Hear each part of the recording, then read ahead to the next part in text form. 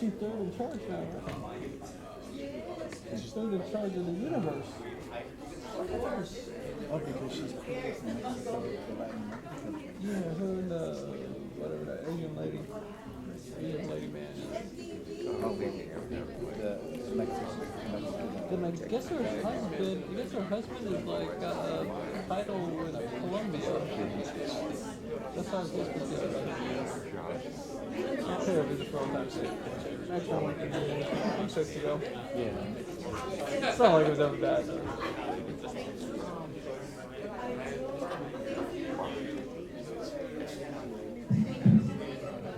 Good afternoon, ladies and gentlemen. Please take your seats. We'll be beginning momentarily. Thank you. Thank you for bearing with us. You're a bear. No, you're a bear. A panda bear.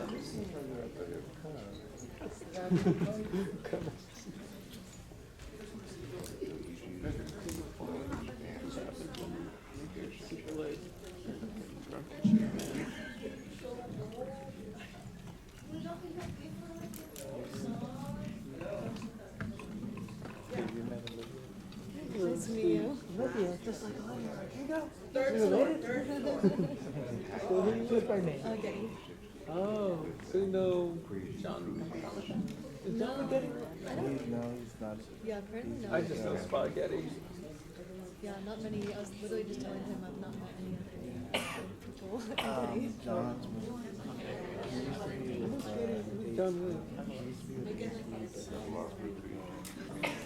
Shut it down. Which actually is all later. Were you at TCL last couple weeks ago? No.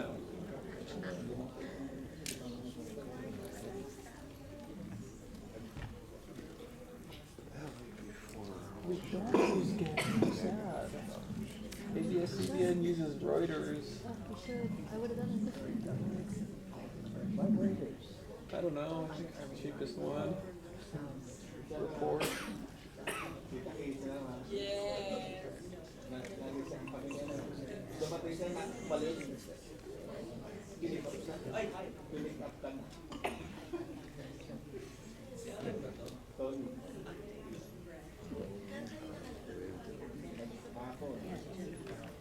Well, I thought they'd cater like the freaking airport goats right now.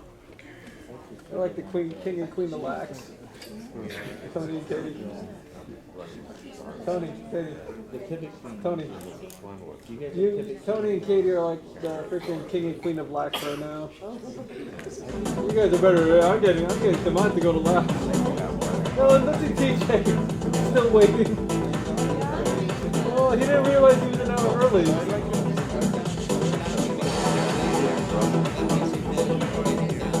I don't understand that. It's at 9:50, right? What did he Chappelle? I thought it was Nippon.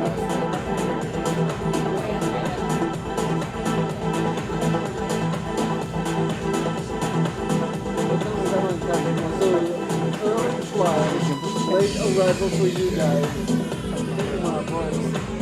No, that's fine. That's not for me. I always have to be there at the original landing time. Even if the fucking plane crashes, I gotta be there. Oh, Saki, when I have to be at the airport, I go at the original landing time. It's taking 1 hour till early to meet it. Okay, look. They come out, guys. I'd rather be there early and wait and get drunk at the airport than miss them. Oh my god, look at your weekend. You guys are on weekend? You guys are on weekend? Saturday also? Yeah, I'm counting on airport parking lot. Max, you guys hit the max?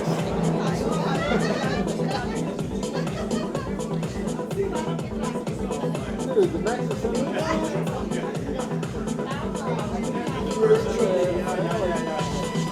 go down my phone and get my other liquor bottle.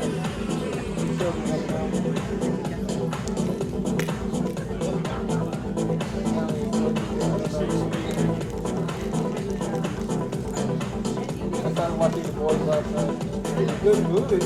But I went to HCA, so they're all there. I tried to watch it, but I'm kind of high, passed out. So I gave it another go. Kid fell asleep last night early. Commentary. Like, this is good.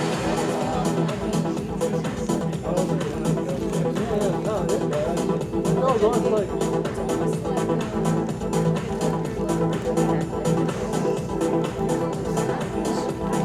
I was happy with the first 2 episodes. That's all I'm doing. You got me too on the first day of work. What the hell?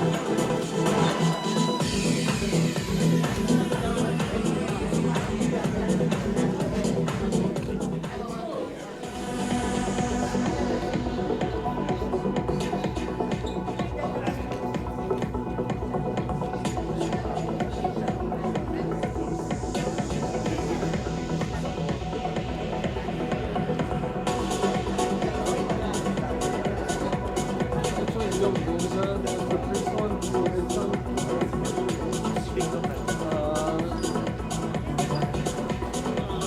Probably go to Google the closest dispensary and watch Rewind later. There's a lot of Yeah. You gotta go east. I guess real quick, do you go east or west? I think east, I feel I see more. you leave the TCL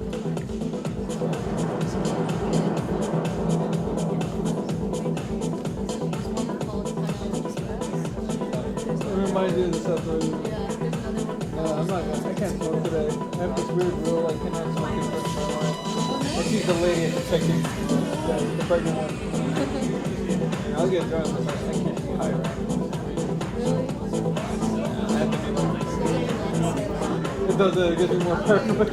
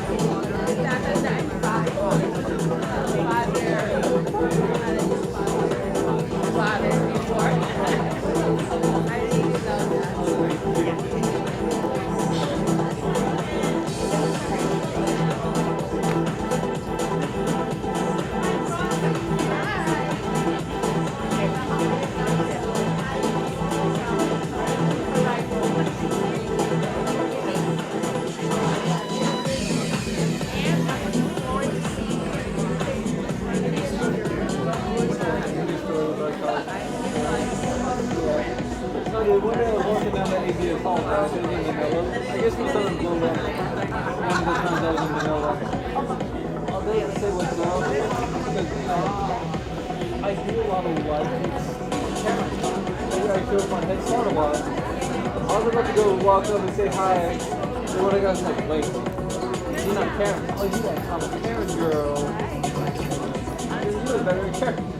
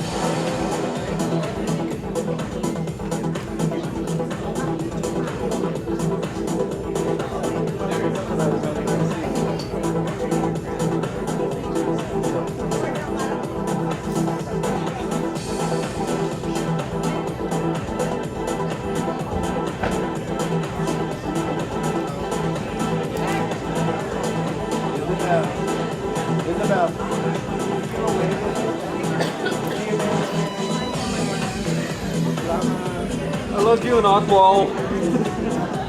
Angela from Ockwall forever.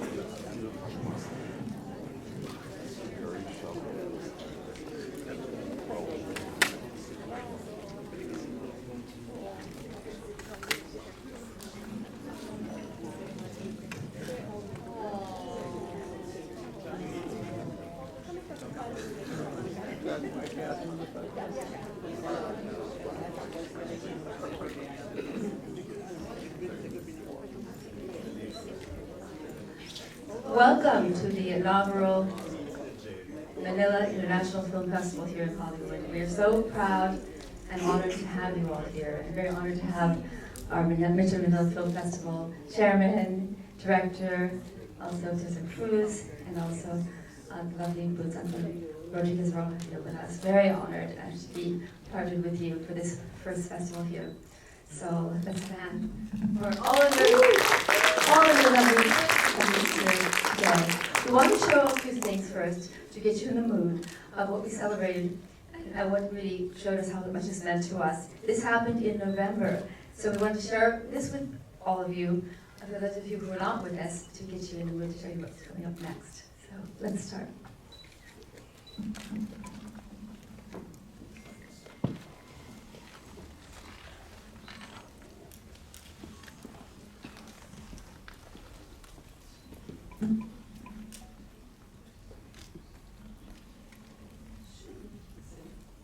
This is a little look at what happened at our launch in November, which is incredible.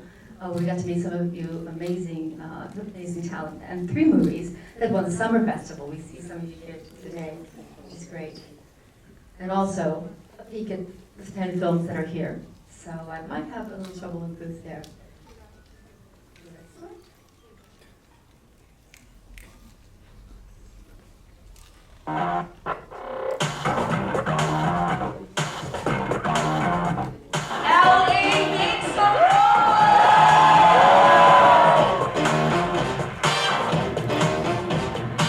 Such a great honor and privilege to be here in Hollywood and to be a part of the very first Manila International Film Festival.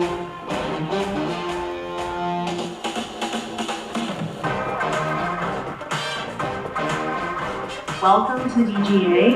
The Directors Guild has members all over the world. We are a community. You are a part of that community of filmmakers around the world. I'm proof positive that film festivals can change lives and are really important. Why we are bringing MMFF here in Hollywood. I believe in Filipino talents. We have good filmmakers and storytellers. I believe that it is time for the voice of the Filipino directors, Filipino writers, Filipino storytellers. Because it's time for us to build our audiences and share our stories around the world.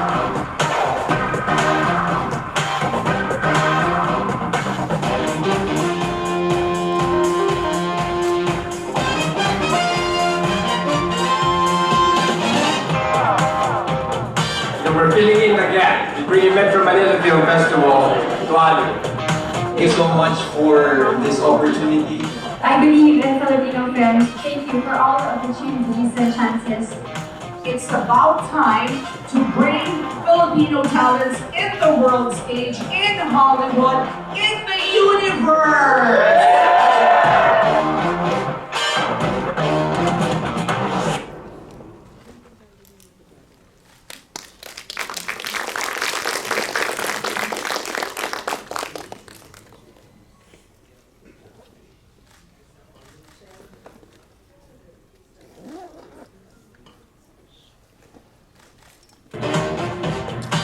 Such a great honor and privilege. That was a fun party, as you listed. We'll have another one Friday too. And tonight.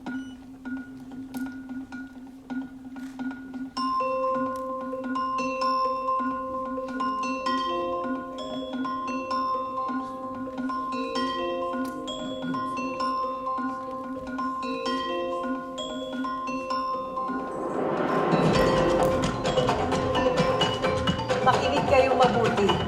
Ayos na ayos ka, Astin!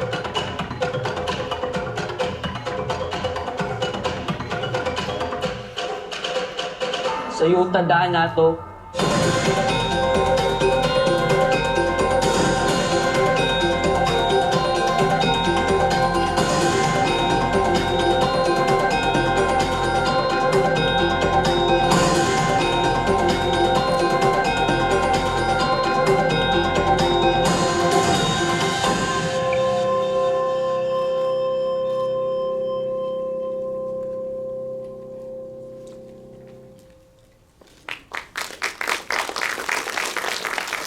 exciting lineup, and we've had the opportunity to see those films, and most of you have too, and some of you haven't.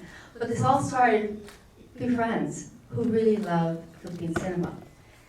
We, in various positions, look for it all the time, but we don't see it here.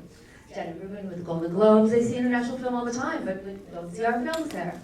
They represent our community in with Hollywood Foreign Press Association, but they don't see our films. Winston's at Sundance, at every international film festival, we don't see our films. I'm in the media, we look for it everywhere, we don't see our films. Then, through a friend who's close to Don Sharon, of course, there was a discussion that this could happen, this could really, really happen. And we thought about how it could happen. Thanks to the efforts of Chairman and Director Che, we thought we could make it happen, and we did. This effort is really to make our films and our stories happen on a world stage. And this is a good time to do it in, because this is where stories are then projected to the world. And for everything that we have in all our capacities here, in our various jobs and positions and reach, we will try to do that. But we don't need much help, because truthfully, if you get just the exposure, they will love your stories. We saw them, all 10 of them, and they're magnificent, beautifully told, beautifully written, beautifully acted, just magnificent. So if the world gets an opportunity to see them, and thanks to Chairman and Director Ona, they will fall in love with you all too. And that's our mission. That's Manila International Film Festival's mission. That is the mission here. So I want to show you, I know you know him well, and those of you in the media who don't, the man who was responsible for this and making this happen. Comes all the way to us from last night, all the way over the other pond, and also Rochelle Ona, who is the director of the Metro Manila Film Festival. 49 years of great success, but mostly under him recently. 1 billion plus pesos in success, the 49th anniversary, and this will be the 50th. So let's tell you a little bit about him. You'll see that behind you, and then you will, of course, tell me more about that.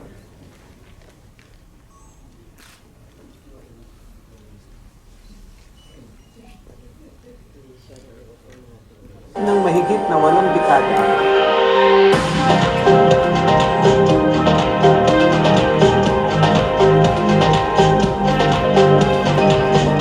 Authorities say the 49th edition of the Metro Manila Film Festival has already surpassed 1.069 billion pesos in gross receipts, already higher than the 2018 record of 1.061 billion pesos. This would not even exist without our chairman, Amado Cortez. 1, 2, 3.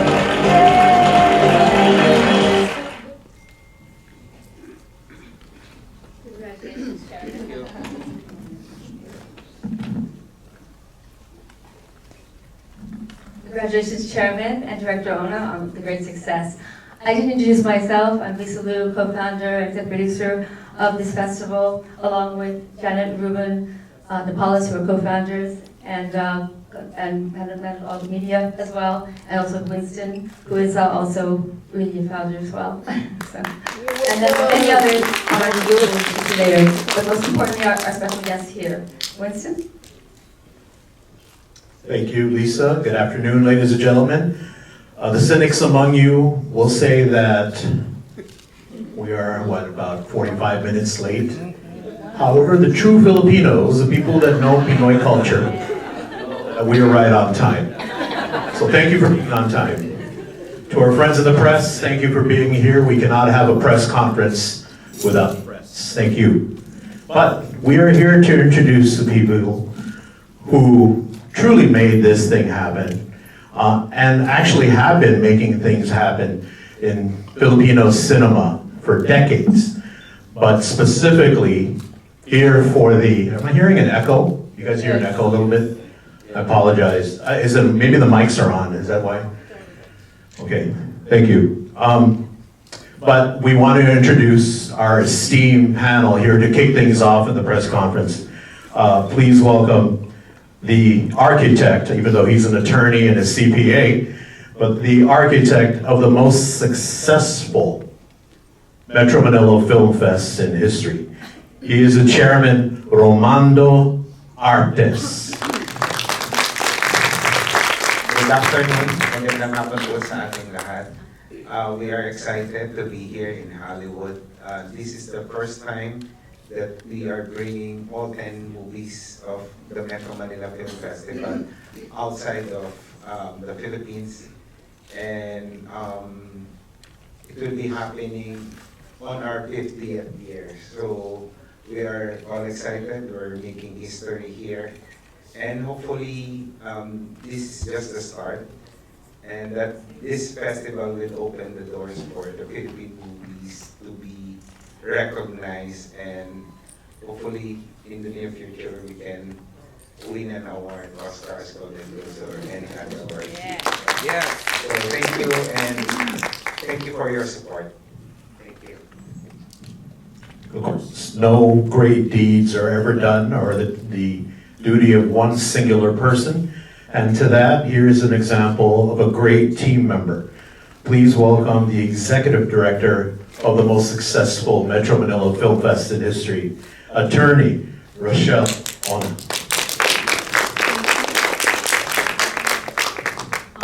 Thank you very much.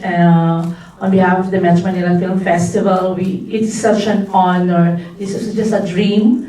Started by the chairman, Don Artes, with some of the friends, to bring the Metro Manila Film Festival abroad, and in Hollywood in particular. So seeing you all here, it brings so much joy and pride on the part of the MMFF and the MIFF as well. That's why we would like to thank all the producers who's very cooperative, and all the artists nandito.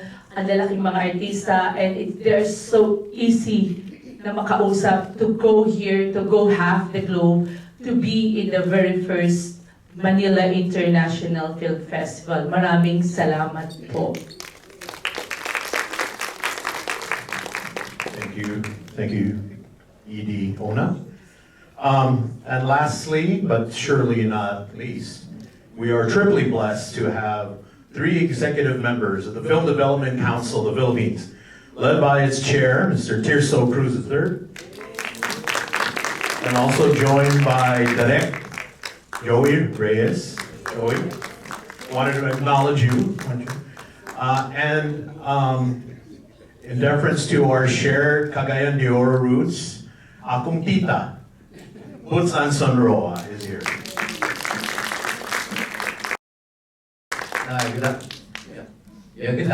Good afternoon. I'd like to thank Chairman Artes here of the MMDA for inviting us.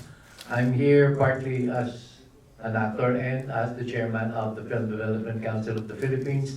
And we're very glad that we've been invited to join this very special and prestigious event, Manila Manila International Film Festival. And we'll be around for the next couple of days, and also nice to see very familiar faces, Ruben, Janet, and the other guys. So hoping to see you in the next couple of days here, and hope you enjoy all the 10 movies that we brought here, or that was brought here by the MMDA. I'm sure you're going to like it, and it's a glimpse of the wonderful talents that we have in the Philippines when it comes to acting. Thank you. Now, Tita Butz is also wearing 2 hats today. The other hat she is wearing is as chair of Mao Fund, which, as many know, is one of the most prestigious film funds in the Philippines. So, Tita Butz, if you want to say a few words about Mao Fund. Yes, thank you very much, Winston, my relative, my late husband's relative from Cagayan de Oro. Sabi nga nila in Latin, tempus fugit. Time flies, and time has really flown very fast for the Metro Manila Film Festival, which is celebrating its 50th year this year. And together with this flight, it has grown not only roots, but also wings. And we want to thank the Manila International Film Festival for giving the MMFF its wings, and for taking it to Hollywood and beyond the borders, and for giving the Filipinos, not only over here but elsewhere, the chance to see the wonderful 10 films that have won awards and hearts, in the recent Metro Manila Film Festival. We hope you all enjoy the movies. Thank you.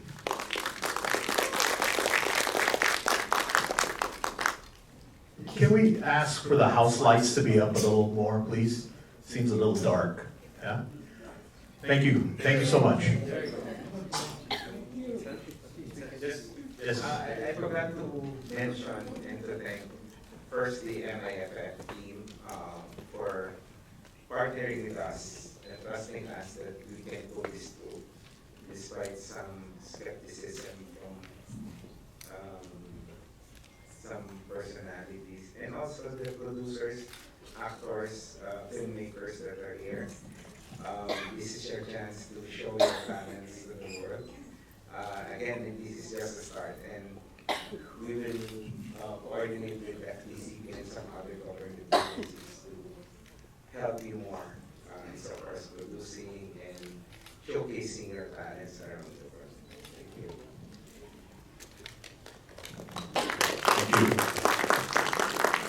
I guess we can open up to questions from our media for our esteemed panel for our first block. Any questions? Oliver, yes.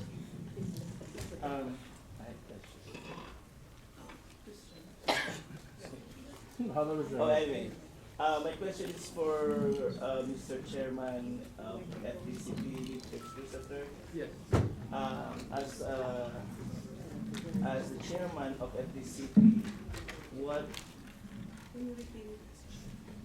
as the chairman of FDCP, how will the FDCP contribute to the success of the Manila International Film Festival? And as the chairman, what are we looking forward to the success of Manila International Film Festival with FDCP? And as FDCP chairman, what is the most challenging role do you have as FDCP chairman? Well, first and foremost, like I said, we'd like to thank Attorney Artest here for giving us the chance to partner with them and to bring this Manila International Film Fest here.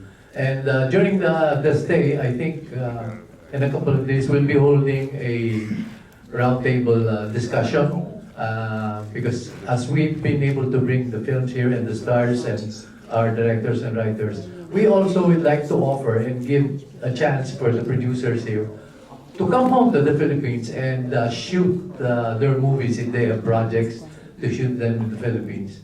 As you well know, we're we have many spots to choose from. We have about 7,000 islands from which you can choose to shoot whatever genre or type of movie that you'd like. And of course, one of the biggest dreams, not dreams, but the biggest plans of the FDCP is to prepare the next generation of filmmakers, cameramen, writers, producers who are going to be continuing the promotion of the Philippine film industry. And so we'd like to invite even foreigners to come over if they're interested to do co-production films or even outsource. I mean, like if they have movies that they'd like to shoot, we're inviting them to shoot in the Philippines, and the FDCP is there to help them in every way. If you have questions, please raise your hand so we can give the mic to you. Then go ahead, MJ.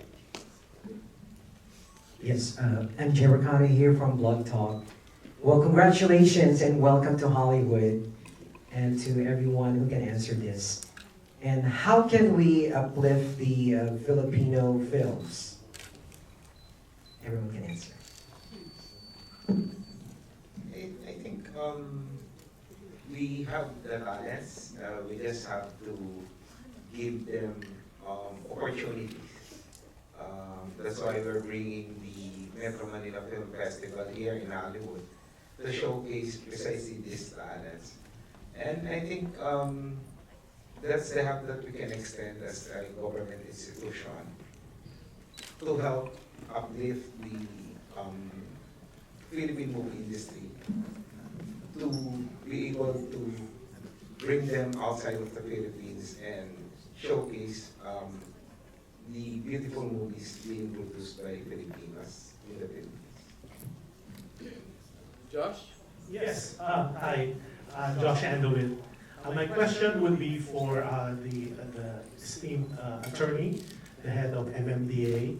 Firstly, congratulations, because as it was said earlier, this is the best of the best as of now, reaching 1.2 billion pesos in profit, and this is first. And secondly, my question would be, it was said that this is also the best 10 films ever, and this is a reminiscence of the 1977, when the Lino Brocas, the Mike De Leon, but this one, I was told that this particular 10 films are the creme de la creme of films, at least for 2023. Now, my question then is, how are you going to top this for next year? Well, I think credit should go to the producers, the actors, screenwriters. They submitted beautiful films. It's a happy problem for us choosing the right combination, but I think it's the movie itself, or themselves, the 10 movies. So credit should go to the producers, again, to the actors and actresses, and the filmmaking industry as a whole. So if you're asking me how to top that, I think challenge should go to the producers again, the balance, the screenwriters to submit better movies, better than this one, to be able to top the 49th edition. Yeah, just a follow-up, because it was very controversial, especially when you guys are selecting the 10 films, because I know the first batch was 4 of them, and then the second batch was 6 films, so total of 10, which ordinarily, yearly, it's only 8. But this year, or at least for 2023, it was made into 10 films. Now, my question is, there was some, of course, there's some complaints, but more of a concern that can you take us through the process on how you selected these 10 films? The reason why I'm asking is because I know for a fact that there's 2 films that they wanted to be part of the Film Fest, and that's Pieta of Nora Honor and In Your Eyes of Maricel Soriano. However, and of course you could validate that, they said that they didn't get in, not because they're bad movies, but simply because I think, and you could validate that per festival you're only allowed to have 2 genres. For example, 2 dramas, 2 horror, and 2 that. Can you please validate that, because at least we could squash the rumors that the committee, selection committee, was making favorites? No, I think that's not fair to say. First, we have a selection committee composed of players from the industry itself who are independent, and there's actually very little influence in so far as the agency is concerned, because we only have 1 member of the selection committee coming from our office. So the rest are from the industry. And second, yes, it's true that we select first 4 based on script. And the next 4, supposedly 4, but we made it 6, is based on finished film submission. And yes, there is 2 movies per genre. So we can only accommodate 2, like horror, love story, drama. So yes, it's also true that it's not that the 2 movies that you mentioned you make it because it's not a good movie. Maybe because the other 2 who qualified was graded higher by the selection committee. So I don't think there's favoritism in that, because it's a body, it's around 10. The members of the selection committee are 10, independently they will go. There are scoring system that has to be followed. So I think it's unfair to say that there's favoritism in the selection process.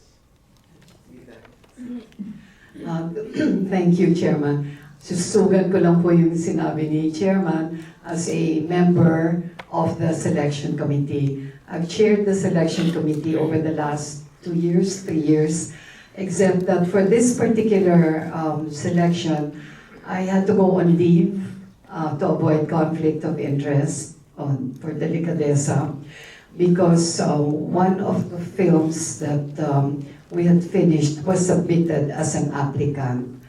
And the other film submitted had me in the board of its production, the GESCOM, the producers of Gombursa.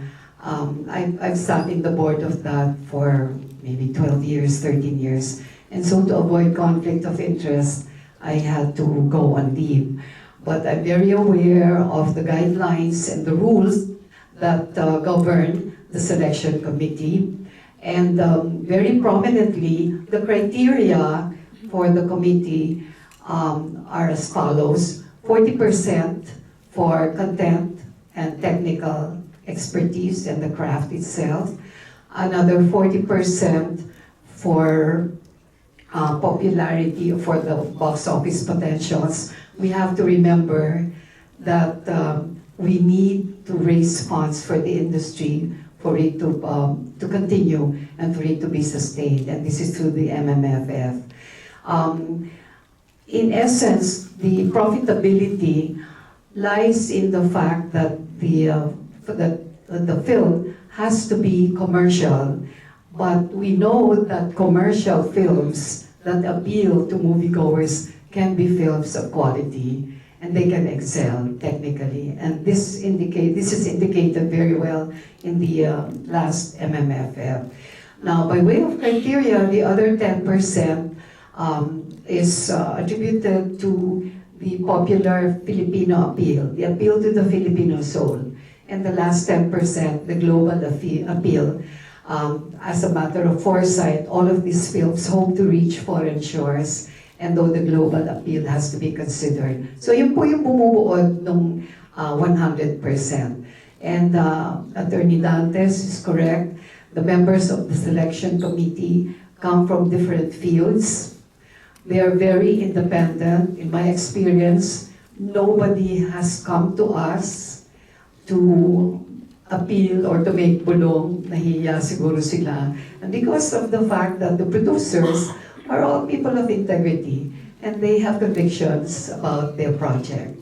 So rest assured that the guidelines were followed, and there was no deliberation except in the end. Wala hong comparison ng views and opinions ng committee members. We just made our scores, and there was a tabulation committee. We didn't know what our scores were until the end. We didn't know who the winners would be according to ranking 1 to 8, and in this particular case 1 to 10, until the accountants, the tabulating group, informed us that this was during the last day. So wala pong yung huntahan, walang kampihan.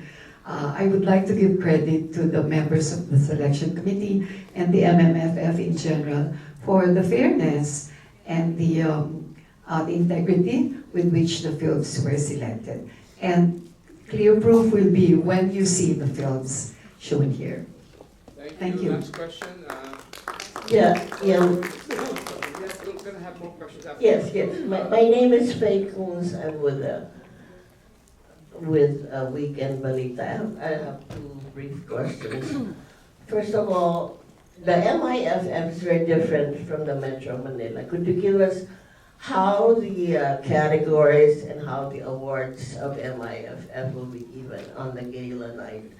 And then, secondly, when we... Answer that first? One question first. Okay, go ahead. We respect very much the decisions of the winners of the Metro Manila Film Festival, but we felt that we should also have a set of independent jurors because it will reflect more or less the film perspective. So we'd like to announce that technical question. We'd like to announce that we have our set of jurors that we can announce. The first is Maria Mora.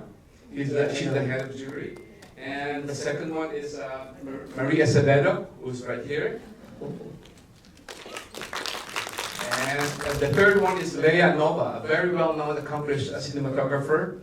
And of course, we know that Marie is a filmmaker who has done a lot of TV shows and films for American television and cinema. And then the other one is Reggie Lee, our favorite actor. Mr. Reggie Lee is one of the jurors.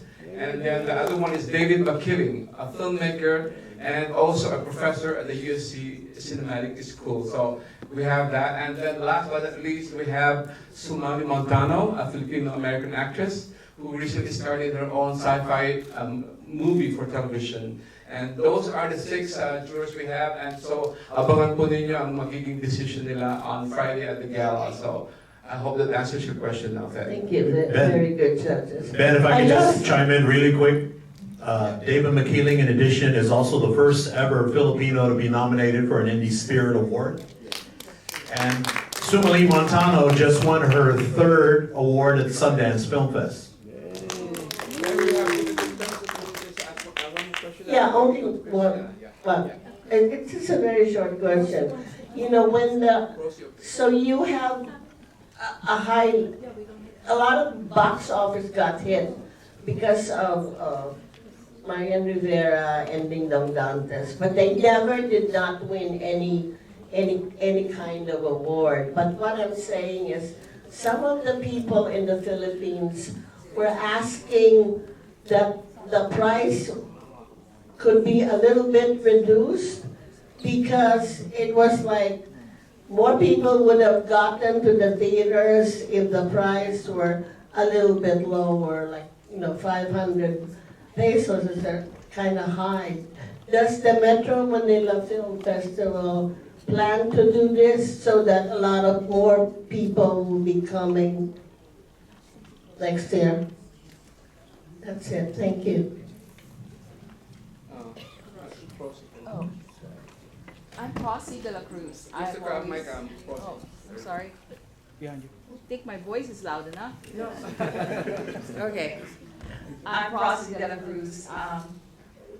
I am so excited to see the film of Manila International Film Festival, especially Kong Bursa. It's giving me goosebumps because this is the first time I'm very passionate about this 10 films. Now, if you were to write the story threading all these 10 films, what would it say about the Filipino soul? Please, the creative soul of the Filipino.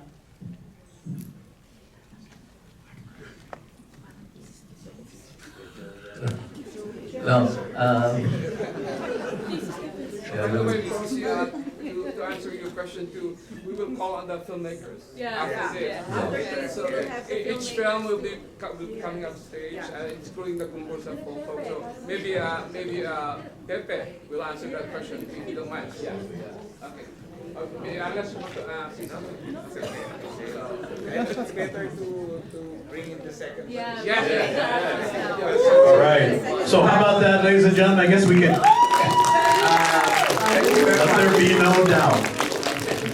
So I'm gonna explain the format. We have one more person to introduce you before we bring everybody on. Thank you so much.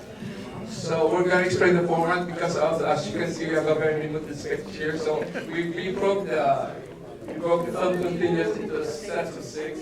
So 2 films per set, and we're going to be following that. And because we have limited time as well, we're going to try to limit the time for each film for each set to 20 minutes. So and then the photographers at the end of each set, please be on standby because we never stand and post for you. Okay. So now we call on. We'd like to introduce you to somebody you already met briefly, but that's Maria Acevedo, the CEO and owner of Burns & Sawyer. She has something to tell you about. It's very special. It has to do with winner of the Best Picture Award, and it has to do a lot with what we're trying to achieve here. And she'll explain it better, because that is the prize package of Mary. Okay. It's all you. Hi. We're very grateful for her sponsorship and game-changing role in this. Right. So it's been such an experience really being one of the jurors for the, you know, I've seen the 10 films, and being a Filipino American, you know, it's like it connected really with me.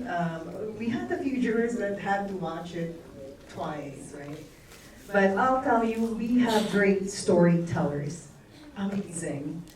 And I think with this mission of the MIFF, like, we want to be seen more globally. You know, if our films could have a Western sensibility a little bit, and we'll shoot here in the US. So Burton Sawyer is giving, for the best film, we're awarding.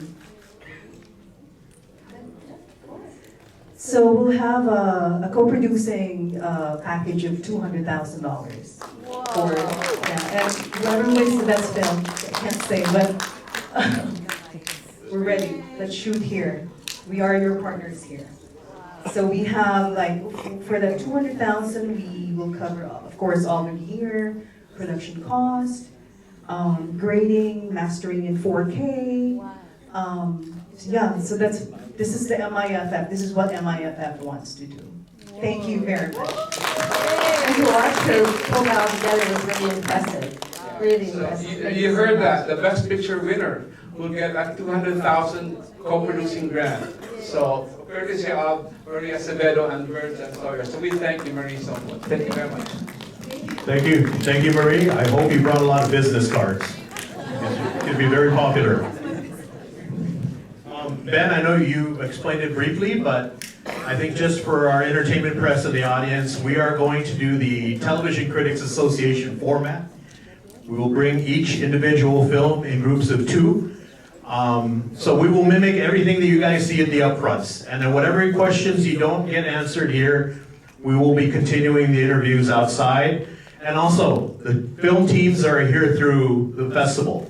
We'll be happy to accommodate you after their screenings. So, Ben, Jen? So, we would like to call on the members of Becky and Badet. We have Eugene Domingo.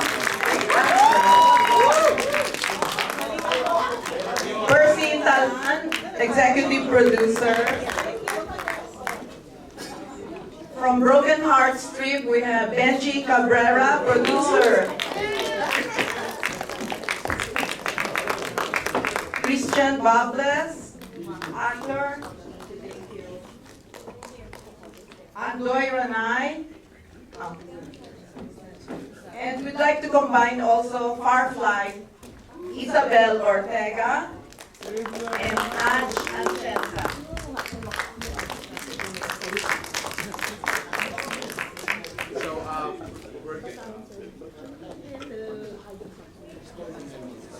So we're going to open the Q&A. We ask please that you can, if you can please limit your question to audience to accommodate a lot more media members. Thank you.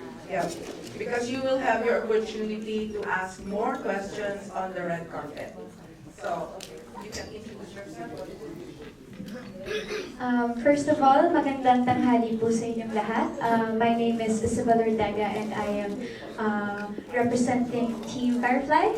Unfortunately, our screenwriter, Miss Anja Tienza, who was supposed to be here today, will not be able to make it, but she will be present in other events and, of course, the screening. So it's an honor to be here. Of course, thank you, MFTA, for having all of us, and, of course, the MIFF. It's an honor. Thank you very much. Magandang tanghali po sa inyong lahat. I am Christian Bables from Broken Heart Strip. Thank you. Good afternoon to everyone. I'm Benji Cabrera. Taga rito ako sa LA. Kilala niyo ako, di ba? So, I'm the producer of Broken Heart Strip. Sana panoorin niyo. Thank you. Ako lang to.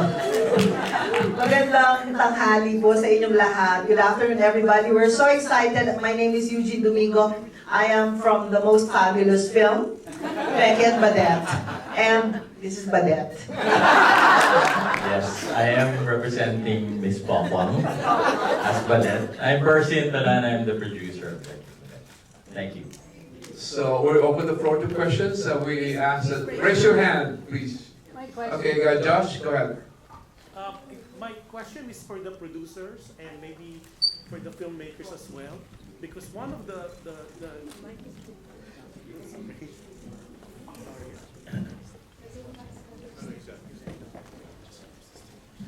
Hi, my name is Josh Enduin, and my question is really for the filmmakers or the producers. Actually, it will be for everybody, because one of the controversy also from Manila was that, and this is for Broken Heart Strip, because a lot of you guys were not able to be seen by a lot of people because you were not given the number of theaters compared to the other films. So my question is, and of course, it affects sales. And like Benji, you're from here, and I know this is a production. I think this is your inaugural production, and to see this, how it came about. That I know for a fact the Broken Hearts trip didn't really get that much exposure as far as theater is concerned compared to the other 9 films.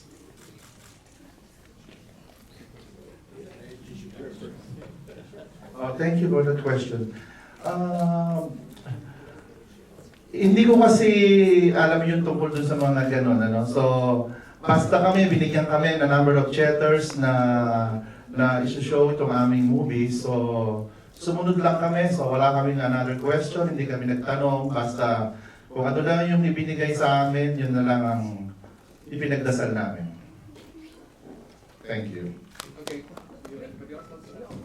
Okay, go ahead. Hi, my name is Christy and Joy is here with me. We represent the UNTV Los Angeles News Center. And my question, anybody can answer my question. Now that the MIFF is already here in Hollywood, how does it feel on your end? Is it the start of the beginning, achievement, or a dream come true? Anyone can answer. So in the start of the beginning and the end of the finish. Okay. And the middle of the mid. Okay. For me personally, I'm always excited to attend any festival and to think this is a festival by the Filipinos, for the Filipinos, and the whole American market is more exciting. Imagine, umabot tayo sa puntong ganito. I am very, I remember my directors who are not with us today, talagang hindi namin mai-imagine that this will really happen. And to be a part of this first is really something historical and something to be proud of. So that's why, sa palagay ko, ngayon na nandito na tayo at nagsisimula na lahat ng ating pinangarap at ang ating adhikain, ay mag-focus na lang tayo sa ma-promote natin ang ganda ng mga pelikulang nandito. Hindi ba? The selection committee has selected the best movies and we are offering it, we are showing it today, starting tomorrow, I think, or today? Today. Narinig niyo ba yung accent ko? Today.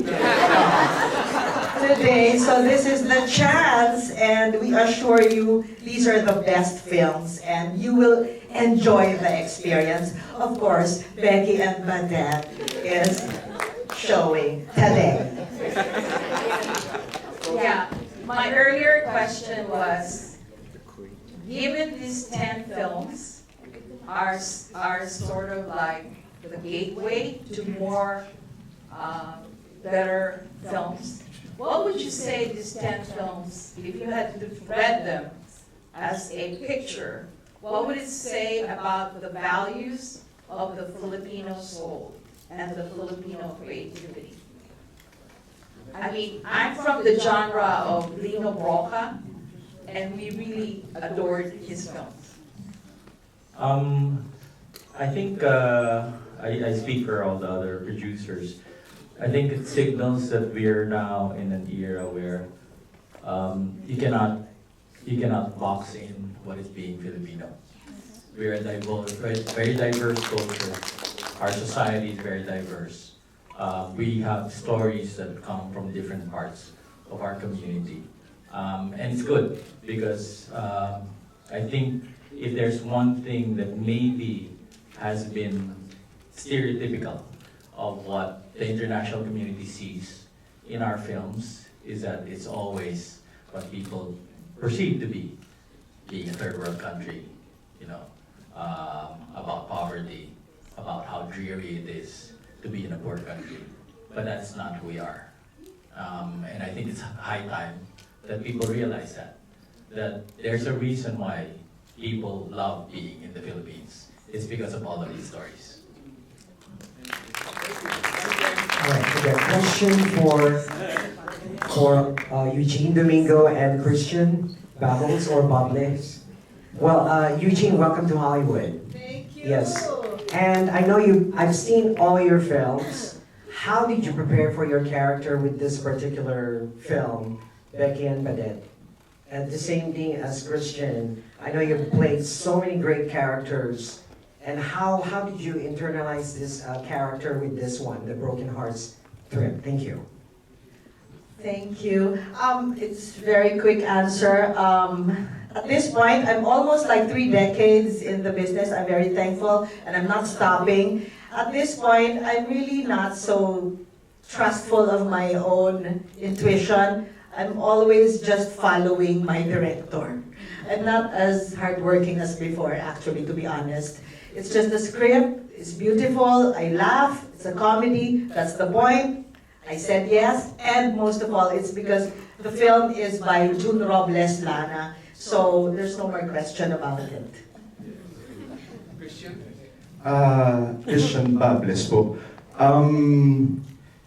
Kagaya lang din po ng pag-prepare ko sa aking mga nakaraang roles, ganun inaral, yung script, and I embodied the character. Ayun, hanggat sa kaya ko siyang i-take. Yun po. Thank you very much. Any other questions? And then we can go to the next step. Okay. Isabel. Hello po. I guess part of the preparation, of course, was with the guidance of our director, Direk Zig Dulay, and of course, our screenwriter, Miss Anja Tienza. Firefly is actually my very first movie. And I'm so honored that this is also the first time, and it's also part of the MMFF as one of the entries. So I think it was more on just trusting the guidance of the directors and the screenwriters to bring life to my character, which is Erica. And yeah, I guess that's it for me. Thank you. I would like thank you very much to everybody. We'll see Becky and Badet and also Broken Hearts Trip. All five of you first, and then free, and then Firefly. Yeah. All together, please. We'll go first.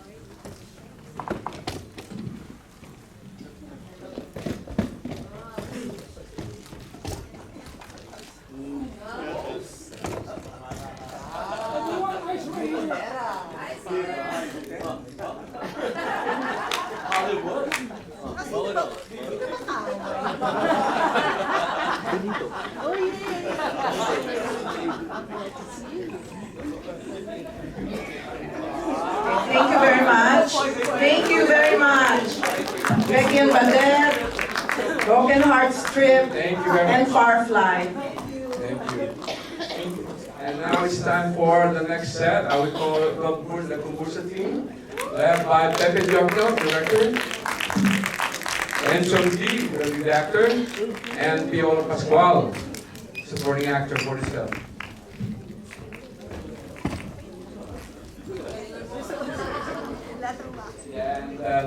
And we would also like to call the compound team, George Alonso, producer, and Yuri Gonzalez, lead actress.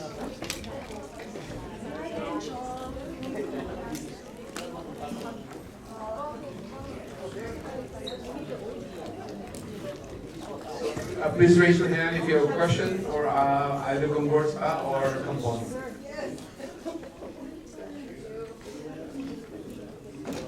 Josh and then Lydia.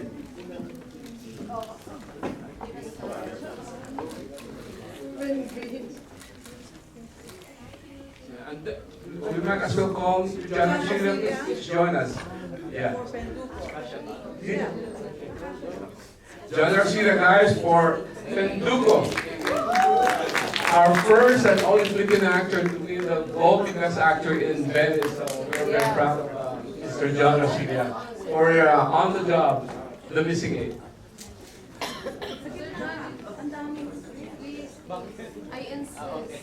So we're going to start with Josh. Let me remind you again, the one question, please. Over there. I'll just scream. My question is for Piolo Pascual. Okay. Okay, because I'm gonna reserve this other question when you get the Milari. Hello, PJ. My question is, how does it feel to be, in your capacity being a super leading actor, and then you're doing a supporting role for Gombursa? And that's one. And then tie up with that, Gombursa was not doing so well at first until it won second best picture, and it practically swept all the awards. And that's my question. And I'll reserve the other question for you later. All right. Good afternoon, everyone. The story behind it, plain and simple, my director here, Pepe Diokno, wouldn't take no for an answer. When we were Zoom lang, diba? They presented on Zoom, and I was working on another film. This was before Malayari pa. And then I said, I don't know if we're gonna be able to squeeze it in my schedule because it's already full.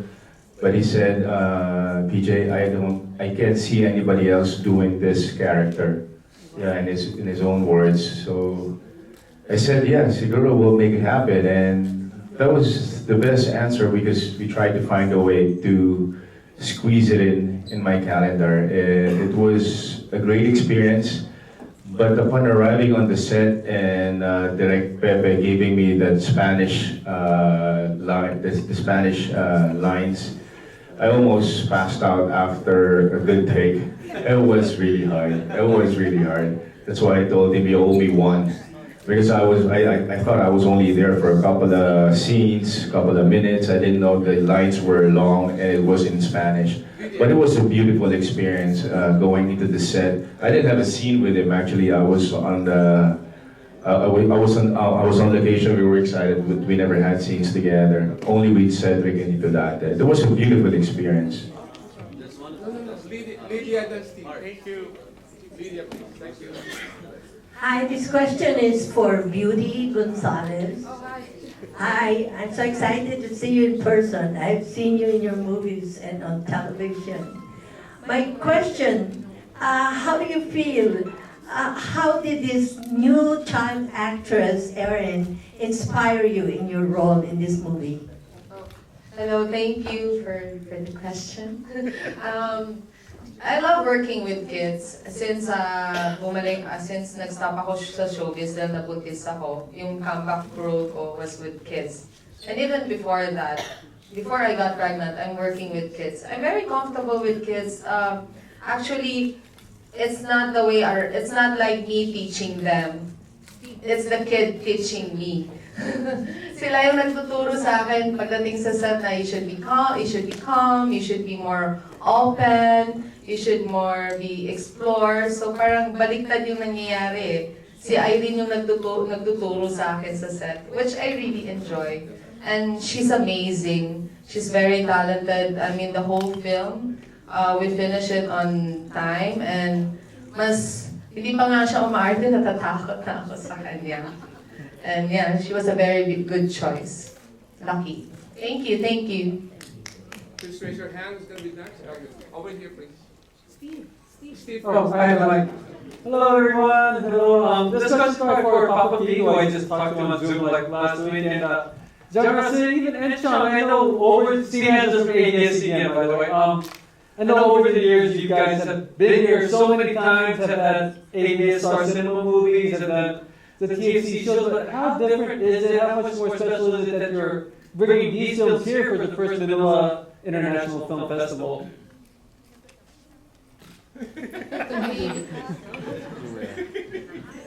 It's a privilege. Just what I was telling everyone a while ago, it's a privilege and it's such a fortunate position to be at. I am very thankful, grateful that I'm part of this first Manila International Film Festival. It's different when it's the Filipinos who gets to watch your films. There's a certain level of pride, there's a certain level of appreciation when your fellow Filipinos get to appreciate your art or your creativity. So now that we're all here, and I assume that everyone's excited to get to watch the film, our hearts are full, and I'm speaking in behalf of the entire team that flew here. So thank you very much. Hello po, Nikki Marapolo Live. Papa P, nice to see you again. I spoke with you last week, same as Steve. But my question is for the Gumberza team. What was the biggest challenge you guys faced during the production of the film, and how did you overcome that? Thanks for the question. We were actually supposed to start shooting before the pandemic. So we did our first pre-production meeting March 2020, and then a few days later the lockdown happened. So we were actually spending the entire pandemic working on the script, doing research. And when the restrictions had eased and JustCom had made the decision to continue the film, it became like a lifeline for many of us. So we were just so happy to be back at work. We shot the film in just 17 days, actually. But we were, we did a lot to prepare for it over the last few years, and so I'm grateful for the time that we had to make the film. For Papa P, it was the Spanish. And for Enchong too, actually. My question is for Mr. John Arcilia. A few years ago, you had a plan of moving to Hollywood. And then you decided to just stay in the Philippines because that time you have a lot of projects that are coming up after that decision, so you stayed. If there's an opportunity for you to being represented here in Hollywood, would you still take that? Yes, I would love to. You know what? In 2012, there's this talent agency in San Diego who is very interested to get me as one of their talents, and they showed me this. They researched about my look that I can actually accommodate this numbers of audience or public in the United States just by my look. They have this comprehensive research on that I could pass as Cambodian American, Filipino American, and so on and so forth, like Mexicans, American, or whatever. So that comprehensive. But the thing is, they want me to erase. They want me to have this workshop that is called Erase. They want to erase my accent. They want me to go into workshops where I can practice the West Coast accent, the East Coast accent. It's good. I understand that we need it as actors here in America, as Filipino actors. But naisip ko, there are the blacks, the Black Americans have their own accents. The Hispanic Americans, they have their own accents. The Chinese Americans, I want to keep mine. I want to sell myself here as a Filipino in America, but not a Filipino American. I know it's hard because we're still an ethnic group here, ethnic people here in America, right? So we cannot really get a lead role ever. So I think if I'm going to erase my accent, I'm going to compete with millions of Filipino actors who doesn't have the accent. And choosing a character here, especially in the mainstream, they will go for the look and the non-accent rather than just the non-accent. So I have a slim possibility if I will erase my accent. Hindi rin naman ako pwedeng maging lead eh. So doon na lang ako doon sa I will keep my soul. And yet, hindi naman naging problema talaga yan sa decision ko. Nandun pa rin ako sa decision ko na yun na sell me as a Filipino, maybe in Russia, Filipino in China, in Germany. Because we're all over the world. So parang ganun ko gustong isell yung sarili ko.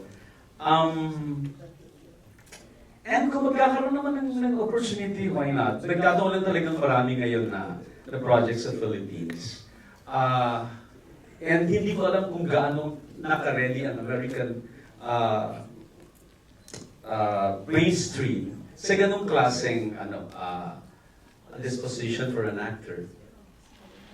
From the Philippines, I mean. Unless we can have, well, Dolly, that film is not American, right? Dolly De Leon's film. Is that an American film? That's not an American film. No, I mean the film, the project is not American. At least that's not, is that American production? Okay, so I think meron na rin tayong opening kasi Filipinos all over the festivals globally are actually known. I mean, ang dami-dami natin nakukuhang honor globally as talents, as directors.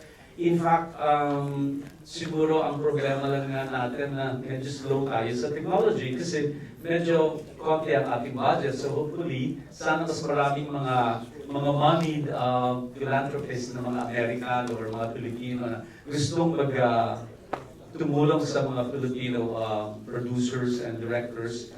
And sana our government can subsidize 1 billion for all our filmmakers in the Philippines. Para we can be at par with the, what do we call it? The Hollywood standard of filmmaking. Kasi doon pa rin, yun pa rin naman ang talagang medyo behind tayo. But when it comes to talent, I think we're already there. We are good filmmakers, storytellers. We have a rich history, and we have a very colorful culture. So marami pa tayong pwedeng gawin. Marami pa tayong pwedeng i-share sa mundo. In the very first place, we do films not just for ourselves because we want to communicate to the whole world that we are just the same. Pareho lang tayo nila. Gusto natin ng isang magandang buhay at maayos na daigdig. Thank you, John. I got to ask Joji Alonso, the producer of Compon, because the story of Compon, ladies and gentlemen, was inspired by, from what I read from the director, it was inspired by the society's pressure on couples who have kids. And that's one thing Janet and I experienced. The question for many, many years, kailan kayo magkakaanak ni Janet? Kailan kayo magkaka-baby? So relate kami ni Janet with the synopsis, or with the plot inspiration of Compon. So if you can please answer that. Well, my director, King, married quite late to his wife, Kay, and for a while they were working on having a kid but could never quite get there. So when I got to meet King way back in 2018, because the whole concept was created actually way before the pandemic, and during that discussion, I said I want to work with the kid as the evil one for a change, not the nicey, cuddly little kid. So he decided to develop a story around from his own experience not having a child, because for him, horror comes in different forms, not just the occult, the supernatural, but from society itself. When you are always being pressured to having a family, because if there are no kids, it's not a complete family. So that's where it all began. Thank you very much, everyone. Penduko and Gombursa and Apo. Thank you very much. Now we're gonna have the next pack. Photos first. Photos first. Please watch Penduko. Hindi ko nasabi.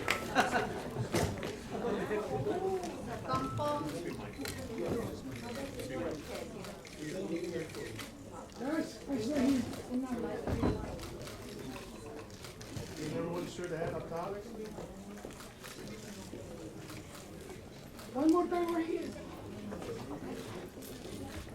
Thank you. Thank you very much. Thank you very much, everyone. Now we'd like to call on the Malyari group. Yola Pascual, Janela Salvador, John Brian Jamante, producer, Ron Angeles, and Derek Cabrito.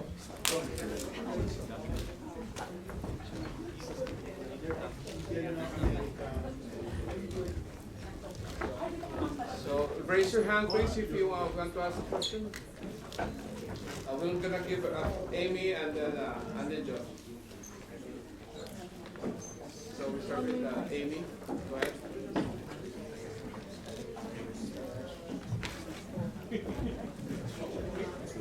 Over there. Okay.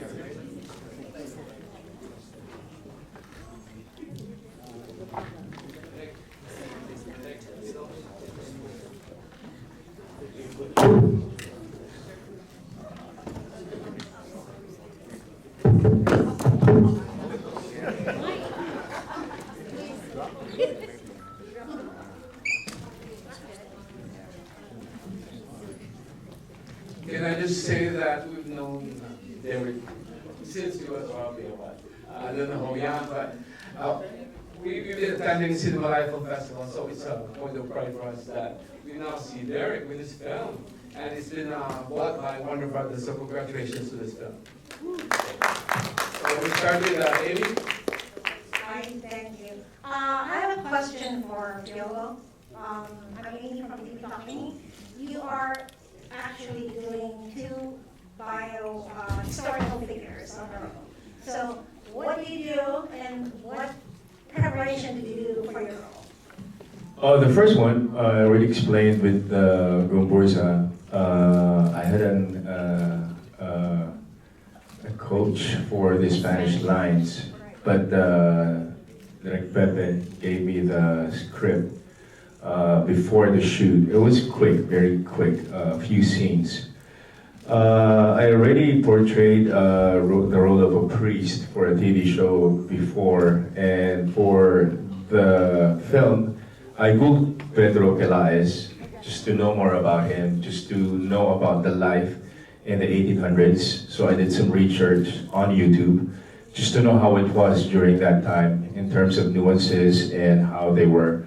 So it carried over to Malyari. When I started filming Malyari, I was coming from a vacation, and I found out when I got to the set on the first day, I had an acting coach, which was a blessing because I was also surprised that I was gonna do 3 roles every day. Not that I wasn't prepared for it, but I didn't want to get ahead of myself. So I read the script, one pass, and then after that, I parked it for a bit. And then I was flying back home. I read it again because it was really complex. There's just too many things happening all at the same time. So I had to rely on my director. I reread my script over and over. Every day after shoot, I would read it again. I would read it from start to finish, and I would have conversations with my acting coach for every scene that we would tackle, for every role. So basically, I just relied on them, and I just kept on reading and trying to understand what the movie was all about based on the 3 timelines that I had to do. It was a good experience, it was a good exercise, and it was really humbling because you cannot really get ahead of yourself, and these are figures that I still, am haunted. And I'm just really happy that I get to do these roles, at this point of my life and my career, and yeah, it's quite exciting. Thank you. Who's gonna speak next? There and then Josh. Go ahead. Good afternoon and welcome everyone. I'm Edith Empress from Balita Media. My question is, based on your experience, or probably what's your take with the Filipino audience in the Philippines and Filipinos here in the US? So how do you think that are, especially, I mean, you know, like having the billion of the results of what we had the recent MMFF. So there's the question about the Filipinos in the Philippines. What about here in the US? Well, anyone. Hi, by the way, I'm Brian. I'm the producer of Malayari from Mentor Productions. Basically, hopefully, we want to get in touch with our roots because as of the moment, Mentor Productions, it's our first mainstream film in the Philippines, Malayari. And personally, I wanted to produce films that will not just entertain, but really infuse Filipino culture to every film that we're going to do moving forward. So I hope that's something that the Filipinos abroad would also want to experience. Okay, my question is for the Penduko group. Most of us, if not all of us. This is Malyari. See, John will answer. Sorry. Yeah. Yeah, what is it? Oh, sige. Sige, what is it? My question for the, kay John. Could we all, I'm right here, John. Careful.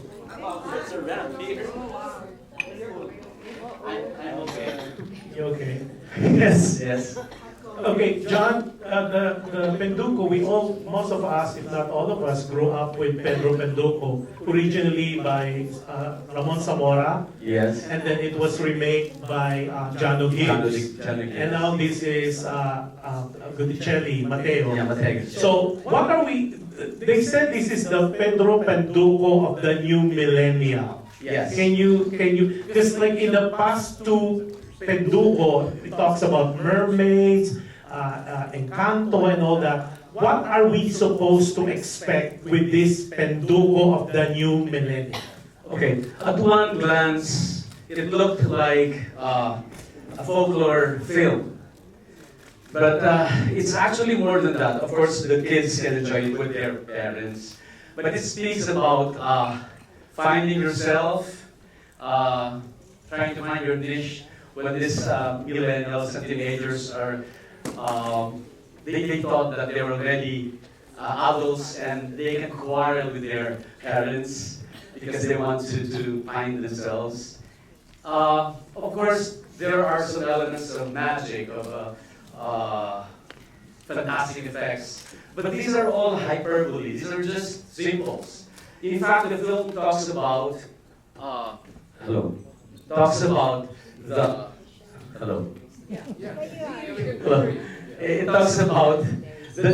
value of life. It talks about our culture, our mythological creatures, but these are all just symbols about life. It speaks about being vindictive will change you as a human being. It will transform you like it will transform you into something like monstrous being, something like that. So these are just symbols, but it talks about our culture as Filipinos. It talks about life. It is up to whoever is watching the film. If the kids, yes, surely they will enjoy the fantastic effects. But for all the Filipinos can actually relate to the film. They can look at it in a different angle. Did I answer it? Yes. Okay, thank you. I'll get to ask Derek because Folks, the story of Maliari is very unusual because it's about the first and only recorded Filipino serial killer, and he happens to be a priest. So I would like to ask Derek your reaction when you first found out about the story and how you developed, and what was your initial gut reaction when you heard about a priest who's a serial killer? Well, I've heard the story way back 2017, and then me and my writer Enrico was talking about it, and we were trying to look for a way to make it for a film, but we're having a hard time back then because there's a lot of missing details on the research materials of Maliari. Of course, I was so fascinated in the story because I haven't heard a priest which is also a serial killer, and then it's not even a part of the culture of the Filipinos where that we have cases of serial killings. I'm not quite sure, but I think it's not part of our culture or the way we, you know. And so I was fascinated by the story, and then we started doing some research, and we're having some problems back then until we decided to do a 3 timeline way back 2019, 2020. So to do the story and to mix the fiction and the non-fiction part of the story. Yeah, so that's how it came out, and we pitched it to Piolo. And also with Brian, we pitched it to Brian, and Brian said yes about the material. So from there, everything starts moving on, moving forward. So my question for Janela and Ryan and Piolo, how was it working with Mr. Derek Abrido and being part of the movie? Let's pretend that yes. Ako ba muna? Yes. Okay. It was amazing. Then naka-work ko na si Direk before. We worked with each other in another horror film, but I was only there for 1 day. And I'm really glad that I got to work with him again this time, longer. It was, the first film was U-Turn, and yeah, it's always a great experience working with Direk. He knows what he wants. One thing I can say about Derek is he already knew what he wanted. He had a vision. So whatever was happening on the set, he knew his technicals. He knew what he wanted for a scene. So he would discuss it with her cinematographer and then with us. So whenever he wouldn't get what he wants, he would like talk to you and put you aside. But one thing I was really impressed about was that he knows his genre. He knows his story, and he knows what he really wants for a film. So that alone made the film kind of complete because he had a vision that we just had to follow. There were a lot of arguments, of course, but definitely the best thing working with Derek is we're able to compromise on things. And we are able to listen to each other. Ang dami namin ding learning curve dito sa MMFF dahil actually first time mainstream ko and first time MMFF ni Derek. So may maraming mga bagay na kailangan namin talagang pagtalunan. But the good thing with Derek is, we listen to each other. So that's why we're able to make Maliari. So working with Derek at the very first time, parang kinakabahan ako that time kasi hindi ko siya kilala and first time ko siya ma-meet sa Maliari. And he's like my father. Before kami pumunta sa set, pinapaalala niya sa akin yung mga you need to be like this. Kailangan ganito yung action mo, yung mga ganyan. So, pag nakilala mo si Derek, parang ang saya na mag-work. I mean, the pressure nawawala. And yung mga, pag nakikita niyang na-stress ka sa ginagawa mo, is trying to help you para ma-showcase mo lalo yung talent mo.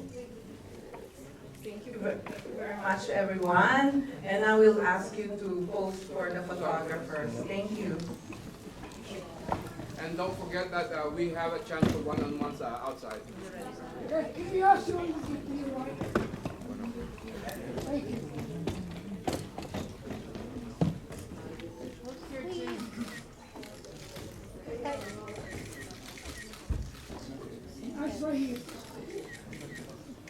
Look to your left, too.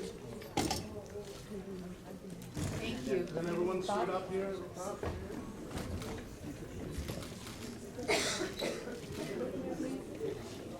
Thank you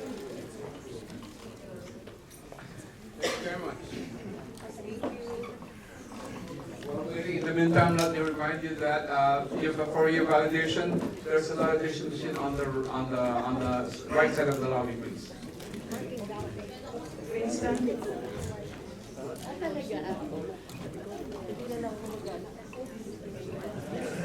Thank you, ladies and gentlemen. Brief announcement. It is a hallmark of the Manila International Film Fest to continue something that we began last November. That is to dialogue in a real way. Filmmakers from the Philippines, artists from the Philippines with their counterparts across the Pacific. We are happy to say that we are continuing that tradition this time around. And it begins again tomorrow with our friends of the Directors Guild of America. We are partnering and we are having a director's breakfast. Fortunately, it's invite only, but all the directors that are present with the 10 films will be meeting their Directors Guild of America counterparts who happen to be Filipino American. The highest ranking Asian Pacific Islander American at the Directors Guild happens to be a Filipina. And she has made it her mandate to increase membership specifically to Filipinos. That's why we're doing that breakfast tomorrow. We're also doing a dialogue, and of course, our extremely talented artists are invited to be a part of that, presented by our friends with the Screen Actors Guild. And we want to dialogue your Screen Actors Guild Filipino American members here with you extremely talented actors from the Philippines. Not about competition, not about seeing whose CV is biggest, but really to get real conversations forward towards a Filipino-centric content led for the next generation. And last, we have two more. We have how to award season your film.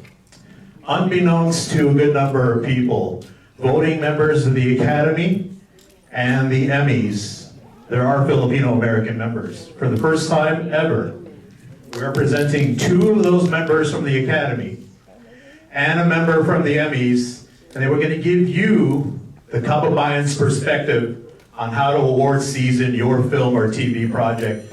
That is going to be a highly popular panel. That is Wednesday, right? Wednesday evening. And I think when all of us here, when all the filmmakers are manifesting the greatest things possible for their projects, be it known that those are Filipino Americans who look just like you that are voting. And they will give you the inside tip. That's Wednesday. Thursday, finally, and we're very, very excited about this one, our friends with the Film Development Council of the Philippines and Secretary Abalos, I believe, yes, will be presenting a workshop or I don't know what we're calling it anymore, Direct, do you know? Roundtable. A roundtable on how to shoot your project in the Philippines. I use project because that could be a film, that could be television, that could be anything digital or whatever. And we will be matching our friends from the Philippines who will give us the insider's tip with some Filipino Americans who have done projects in Asia. I believe one is here, Mark Arbitrario. Mark, are you still here? Julie? Mark Arbitrario, producer of Amazing Race Asia. Good to see you, Mark. We'll see you there.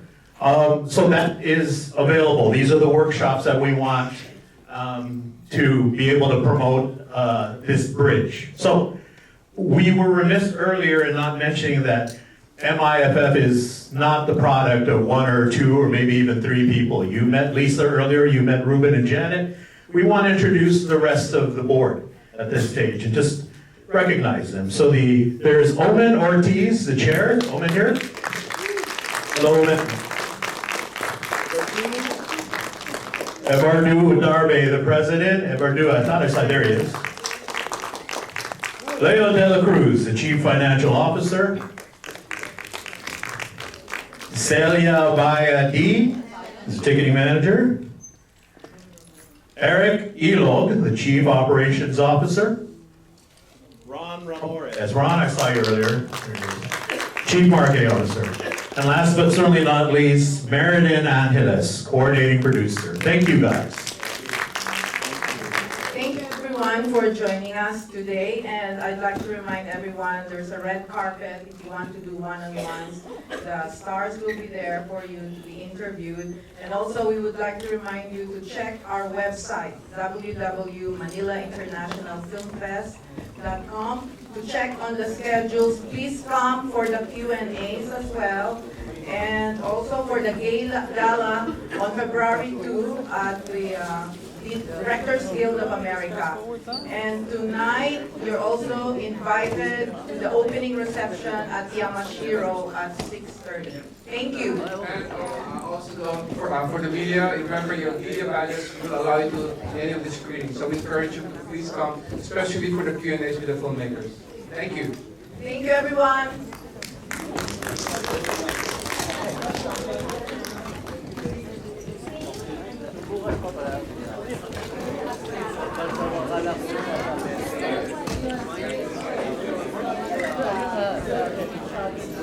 We would like to call on everyone to have a group photo here, the stars, the filmmakers, for one souvenir group photo. All the talents, directors, producers, for a group photo, souvenir shot.